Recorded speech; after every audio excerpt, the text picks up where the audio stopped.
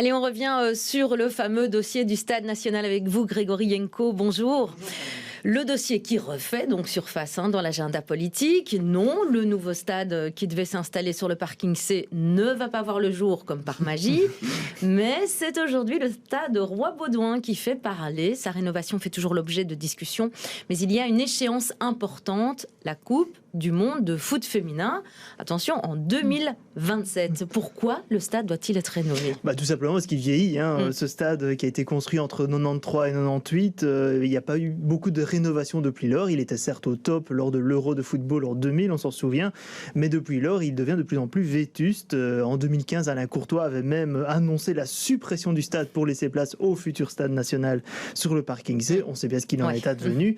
Et depuis lors, il n'y a plus vraiment de grosses rénovations. Donc il y a cette échéance du mondial féminin en 2027. En fait, la Belgique ne va pas accueillir toute seule tous les matchs de la Coupe du Monde. Ce sera une candidature commune avec les Pays-Bas et l'Allemagne.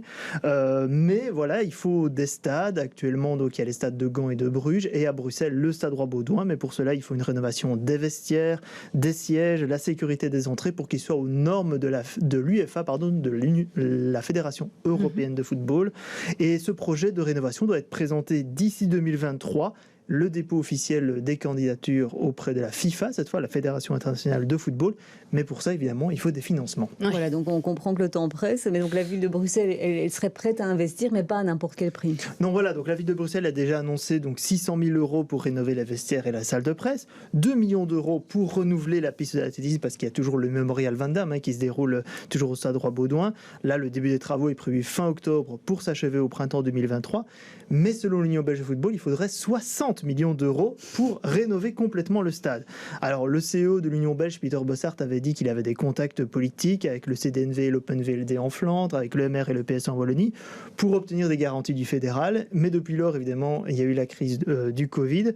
Il n'y a aucune ligne qui n'a été proposée dans l'accord gouvernemental au fédéral.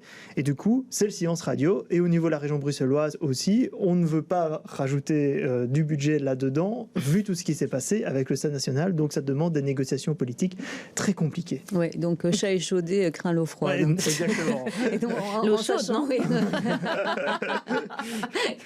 et donc en sachant tout ça, est-ce qu'on peut espérer quand même avoir un stade Roi-Baudouin flambant neuf d'ici 2020 ? Mais c'est le souhait de l'Union belge en tout cas, c'est l'espoir. On y croit encore vu l'échéance du mondial justement, et vu aussi justement le succès des Red Flames, l'équipe nationale féminine. On se dit voilà, on veut capitaliser sur ce succès pour que ça donne des idées au monde politique. Mais voilà, il faut cette volonté politique. Et actuellement, avec la crise sanitaire, avec la guerre en Ukraine, la hausse des prix, il est difficile d'envisager le déblocage d'un budget de plusieurs dizaines de millions d'euros juste pour un stade. Mais c'est le problème finalement de ce stade. On a longtemps fait tarder ce dossier et actuellement, on se retrouve dans l'urgence et au risque de se retrouver encore d'être la risée européenne sur la planète football. Bon, il nous reste 5 ans quand même. 5 ans, mais c'est seulement 5 ans, c'est demain. Voilà, c'est compliqué. Merci beaucoup Grégory Yenko pour ce point en direct dans ce journal.